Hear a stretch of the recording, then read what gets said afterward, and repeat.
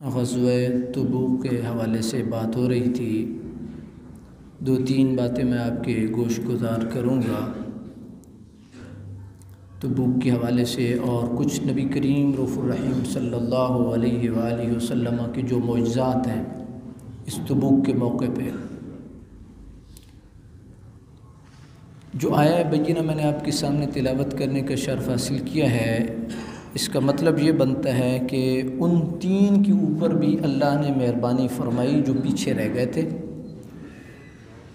यहाँ तक कि ज़मीन अपनी वुसअतों के बावजूद उनके ऊपर तंग हो गई थी और वो ख़ुद भी अपने आप को बोझल महसूस करते थे कि हमसे ये क्या गलती सरज़द हो गई, और उन्हें ये यकीन था कि अब अल्लाह की ज़ात के अलावा कोई मावा व मलजा नहीं है जहाँ हमें पनाह मिले और जहाँ हमारी दादरसी हो।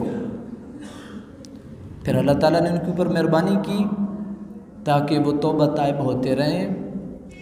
इन्नहु बिहिम रऊफ़ुर रहीम, इन्नल्लाहा हुवत तव्वाबुर रहीम, वो रब की ज़ात बड़ी तव्वाब है और बड़ी रहीम है, तौबा को कबूल करने वाली है और बड़ी मेहरबानी करने वाली ज़ात है।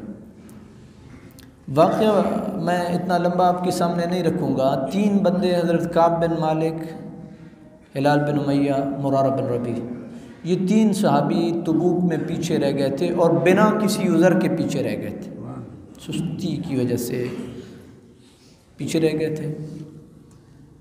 तो जब नबी करीम अलैहिस्सलातु वस्सलाम वापस आए ना, तो मुनाफिकीन ने बहाने तराशे, यअतदिरून इलैकुम इज़ा रजअतुम इलैहिम कुल ला तअतदिरू लन नुअमिन लकुम क़द नब्बअनल्लाहु मिन अख़बारिकुम। उन्होंने बहाने तराशे, उन्होंने उज़्र किए, या रसूल अल्लाह ये वजह थी, या रसूल अल्लाह ये वजह थी, ये वजह थी। नबी करीम अलैहिस्सलातु वस्सलाम ने चशमपोशी की। चशमपोशी का मतलब ये होता है कि आपको मालूम तो है कि गलती है, लेकिन इसके बावजूद आप नज़रअंदाज करते हैं। नबी करीम अलैहिस्सलाम ने नज़रअंदाज किया और नबी करीम अलैहिस्सलाम ने इरशाद फरमाया, क़द नब्बअनल्लाहु मिन अख़बारिकुम, अल्लाह ने हमें तुम्हारी ख़बर दे दी है। ये मत समझो कि हमें मालूम नहीं है, तुम क्यों ना जा गए, ये अल्लाह ताला ने हमें बता दिया है। और फिर अल्लाह ताला ने इरशाद फरमाया, वसयरल्लाहु अमलकुम व रसूलुहु, अल्लाह की ज़ात और अल्लाह का रसूल उनके कामों को देख लेंगे ये क्या करतूत कर रहे हैं। मतलब ये है कि कोई मुनाफिकीन की बात नबी करीम अलैहिस्सलाम से ढकी छुपी नहीं थी। तीन बंदे मुखलिस मोमिन मुत्तकी मुसलमान न जा सके। अच्छा, जब न जा सके तो कोई बहाना भी न किया, सीधी सीधी बात आ करके नबी पाक अलैहिस्सलाम की बारगाह में बयान कर दी, या रसूल अल्लाह सुस्ती हो गई है, हमने कहा कि सवारियों का इंतज़ाम कर लेंगे और आपके पास जाकर के आपके लश्कर में शामिल हो जाएंगे। सुस्ती होती रही, दिन गुजरते गए, तो फिर हमने ये ख्याल किया कि अब तो लश्कर बहुत दूर जा चुका होगा, तो अब तो हम नहीं पहुँच सकते। तो बस ये ख्याल जो है, इसी ख्याल की वजह से हम शिरकत ना कर पाए। तो नबी पाक अलैहिस्सलाम ने इरशाद फरमाया कि अब आपका मामला अल्लाह के सुपुर्द है, अल्लाह ताला की ज़ात आपके जो है वो तौबा को कबूल फरमाएगी, तो फिर हम आपकी माज़रत को भी कबूल कर लेंगे। 50 दिन तक इन सहाबा का मुकाता रहा, सोशल बाइकाट इनका रहा 50 दिन तक। और सोशल बाइकाट ऐसा होता है कि जो बहुत मुश्किल होता है कि वही संगी साथी, वही मदीने के यार बेली, तो कोई सलाम करने के लिए तैयार नहीं है। इससे बढ़ कर के और क्या हो सकता है। जिधर जाते हैं कोई बंदा बात करने के लिए तैयार नहीं है। लेकिन बल आखिर अल्लाह रब्बुल आलमीन ने तौबा कबूल की, जिसका जिक्र कुरान में वअलस्सलासतिल्लज़ीना खुल्लिफू, अल्लाह ने इन तीनों की भी तौबा कबूल कर ली जो पीछे रह गए थे। अब हमें इससे समझ क्या आई है, ये जो एक वाक़या है ना, दो तरह के लोग आए नबी पाक अलैहिस्सलाम के पास। एक वो ग्रोह आया कि जिसने बहाने तराशे, चूँकि ये हो गया, चूँकि ये हो गया, चूँकि ये हो गया, चूँकि ये हो गया। तो नबी करीम अलैहिस्सलाम ने इरशाद फरमाया, अल्लाह ने हमें बताया, जो भी मामला है अल्लाह ने हमें बता दिया। दूसरे सीधे सीधे मुसलमान थे, उन्होंने कहा या रसूल अल्लाह कोई बहाना नहीं है, कोई उज़र नहीं है, बस सुस्ती हो गई है, न जा सके। तो अल्लाह ने वो जो बहाने तराशने वाले थे, अल्लाह ने उनको भी बेनकाब किया, उनकी तौबा को कबूल नहीं किया। और जो सीधे साधे मुखलिस मुसलमान थे, अल्लाह ताला ने जिन्होंने कोई उधर बहाना नहीं किया, अल्लाह ने इनकी तौबा को कबूल कर लिया। अब मुआशरे में ख़राबी है, आप इस वाक़या के तनाजुर में उस ख़राबी को दूर करने की कोशिश करें। कोई दोस्त, कोई यार, कोई संगी, कोई रिश्तेदार, अजीज़, अकार, पड़ोसी आपको किसी भी मामले में बुलाता है, आप बाज़ दफ़ा नहीं जा सकते। कोई सॉलिड रीज़न है, बिस्मिल्लाह। कोई सॉलिड रीज़न नहीं है, कोई ठोस बात नहीं है, तो आप सीधी सीधी ये बात कह दें, आप सीधी सीधी ये बात कह दें कि बस सुस्ती हो गई है यार, मैं नहीं आ सका, सुस्ती हो गई, मैं नहीं आ सका, ये सुन्नत है, ये सुन्नत है। सीधी सीधी बात, या अय्युहल्लज़ीना आमनुत्तक़ुल्लाह वक़ूलू क़ौलन सदीदा। क्या आप जब किसी के साथ बात कर रहे होते हैं और आप और मैं जब ज़िग-ज़ैग कर रहे होते हैं तो अगले को मालूम नहीं होता कि ये ज़िग-ज़ैग कर रहा है? हर बंदा देखे ना, जो जिसके साथ वक्त गुजारते उसको पता होता है कौन किस नेचर का है।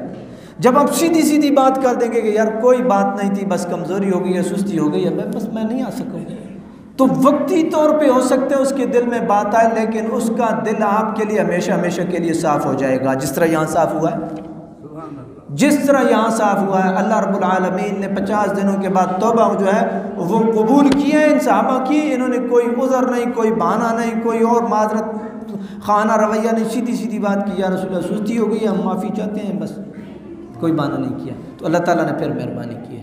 तो इस्लाह अहवाल के हवाले से ये बड़ा बुनियादी जो है वो नुक्ता है। बरादरान इस्लाम, दूसरी बात तो भूख से जो हमें मालूम होती है वो ये है कि जिस तरह बाज़ लोग बात करते हुए या एक आयत का सहारा भी लेते हैं, गो कि उस आयत का माना और मफ़हूम कुछ और है। नबी करीम अलैहिस्सलाम को अपने जैसा समझते हैं और ये समझते हैं कि हुजूर नबी करीम अलैहिस्सलाम वो हम जैसे ही हैं, हालांकि ऐसे नहीं है। हम जैसे खिलकत में हैं, बशरी तकाज़ों में हम जैसे ही हैं, लेकिन मर्तबे और मकाम के एतबार से उम्मत का एक अदना फ़र्द कहाँ पे खड़ा है और इमामुल अंबिया कहाँ पे खड़े हैं। इस बात को आप एक डिफ्रेंशिएट करने की कोशिश किया करें। ये यही नहीं है कि कुल इन्नमा अना बशरुम मिस्लुकुम, देखिए जी कुरान में तो आया है, लेकिन कुरान आगे भी पढ़े ना, कुल इन्नमा अना बशरुम मिस्लुकुम यूहा इलैया अन्नमा इलाहुकुम इलाहुम वाहिद। मैं तुम्हारी तरह का बशर इस बात में हूँ कि जो रब तुम्हारा वही रब मेरा, जिसको तुम सजदा करते हो सजदा मैं भी उसी को करता हूँ। मैं कोई खुदा नहीं हूँ, मैं भी उसी का बंदा हूँ। अन्नमा इलाहुकुम इलाहुम वाहिद में बात क्लियर हो गई है। अब आप देखिए नबी करीम अलैहिस्सलाम को, हुजूर नबी करीम अलैहिस्सलाम की ऊँटनी गायब हो गई, तो आपकी ऊँटनी जिस तरह आप देखते हैं ना, आप किसी भी जगह पे, चूँकि जिन लोगों ने देहाती लाइफ को इतना नहीं देखा है तो शायद वो ना समझ सकते हो, लेकिन जिन लोगों ने देहाती ज़िंदगी देखी है वो अच्छे तरीके से समझते हैं। आप एक जगह पे पड़ाव करते हैं ना, माल मवेशी छोड़ देते हैं, कोई भेड़ इधर चली जाती है, बकरी इधर चली जाती है, ऊँट इधर चला जाता है, ऊँटनी इधर चली जाती है। अच्छा, ऊँटनी के साथ या गाय बैल के साथ अगर मुहार हो, रस्सी हो, वो कहीं ना कहीं किसी दरख्त के अंदर अगर फंस जाए तो वो तो वहाँ हिलने की पोजीशन में नहीं रहता। नबी करीम अलैहिस्सलाम की ऊँटनी ऐसे ही निकल गई, तो आपकी ऊँटनी की मुहार किस दरख्त के अंदर फंस गई। ऊँटनी को जब मफकूद पाया तो नबी करीम अलैहिस्सलाम जो है आपके बारे में, और लोगों ने, मुनाफिकीन ने बातें करनी शुरू कर दी कि ये कहते तो ये हैं कि आसमान से मुझे ख़बरें आती हैं और इनको अपनी ऊँटनी का मालूम नहीं है। तो नबी करीम अलैहिस्सलाम ने इरशाद फरमाया ऐसी बात नहीं है। आपने 2 सहाबा की ड्यूटी लगाई कि जाओ फलां वादी के अंदर मेरी ऊँटनी की मुहार दरख्तों के अंदर फंसी हुई है, जाओ उसको हाँक करके लेकर आओ। ये है शान मुस्तफ़ा और ये है मौजज़े मुस्तफ़ा सल्लल्लाहु अलैहि वआलिहि वसल्लम। हुजूर की आंखों से कोई चीज़ मख्फी नहीं है, मख्फी नहीं है। लिहाजा इस अंदाज में कभी भी बात ना करें कि खुदा न खास्ता ये शक और शायबा गुजरे कि नबी करीम अलैहिस्सलाम के जुमला मामलात वो हमारी तरह है। नहीं, वो वराउल वरा हैं और बाद अज़ खुदा बुज़ुर्ग तुई किस्सा मुख्तसर, ये अक़ीदा है। इमामुल अंबिया है, उम्मती कहाँ पे खड़ा है और नबी कहाँ पे खड़ा है। लेकिन अफसोस इस बात पे होता है कि जो लोग नबी करीम अलैहि सलाम के इल्म को नापते हैं, हुजूर की शख्सियत को नापते हैं, और हुजूर के मामलात को नहीं याद। मेरे और आपके देखें ना, मैं अपनी उम्र के बंदे के बारे में अगर बात करूं तो कहीं किसी हद तक जचता है, मैं अपनी से बड़ी उम्र के बंदे के बारे में बात करूं तो वो नहीं जचता है। असल में ये एक ज़हन है कि जी जिस तरह पहले मैंने इसी वाक़या में आपके गोश गुजार किया था ना कि कुछ लोग अफ़ल्लाहु अन्का को इस अंदाज में पढ़ते हैं कि ये कहते हैं जी अल्लाह ने डांट दिया नबी करीम अलैहि सलाम को। आप यूँ लगता है जिस तरह आप पास खड़े थे जब जिब्राईल अमीन वही लेकर के आए, तो यूँ लगता है कि आप शायद पास खड़े थे और आप लहजे को भी जो है वो देख रहे थे कि कौन सा लहजा था जिब्राईल अमीन का। इस तरह ना किया कर, ये ज़्यादती है। नबी करीम अलैहिस्सलाम की शान अगर देख रही है ना तो हुजूर ने इरशाद फरमाया, कल तुम तबूक के मौके पे पड़ाव कुछ करोगे लेकिन तुम सूरज बुलंद होने के बाद पहुंचोगे। तुम चाश्त के बाद, सूरज बुलंद होने के बाद तबूक के मौके पे पहुंचोगे और वहाँ कोई बंदा उस चश्मे से, तबूक के चश्मे से पानी ना पिए, कोई बंदा पानी ना पिए।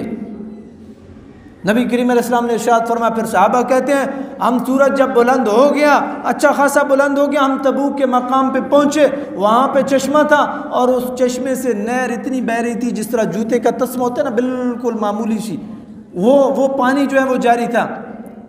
तो नबी करीम अलैहिस्सलाम ने वो पानी मंगवाया, हुजूर ने वुज़ू किया, आपने मुँह हाथ धोया, आपने कुल्ली की और पानी जो है वो आपका मुतबरक पानी जो है वो उस चश्मे में डाल दिया गया। वो चश्मा इतना उसने जोश मारा और इतना उभरा कि 30,000 के करीब लश्करी थे, सब के सब को उस पानी ने किफ़ायत की है। ये है हुजूर नबी पाक अलैहिस्सलाम की शान।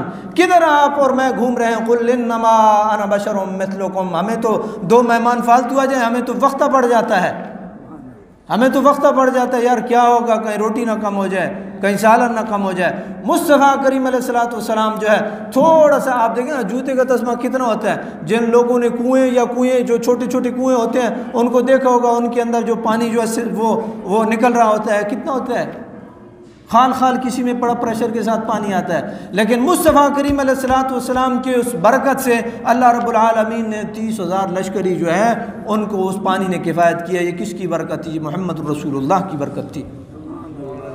बरादरान इस्लाम, एक और बात आपको मालूम होना चाहिए, तबूक के मौके पे हालात इंतहाई दुश्वार थे, इसी वजह से इस मार्के को जो है वो तंगदस्ती वाला मार्का इसके नाम से भी याद किया जाता है, जैशुल उसरा, इसके नाम से भी इसको याद किया जाता है।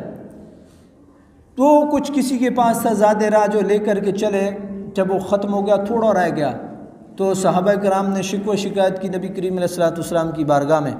नबी पाक अलैहिस्सलाम ने एक चमड़े का दस्तरखान बिछाया। याद रखिए, अल्लाह की ज़ात से बरकत की दुआ करनी चाहिए, अल्लाह की ज़ात से कसरत की दुआ नहीं करनी चाहिए।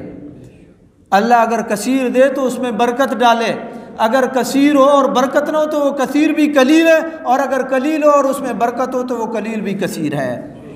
सहाबा कराम के पास जो भी था उन्होंने आकर के, किसी ने खजूरें फेंकी, किसी ने क्या, किसी ने क्या, किसी ने क्या।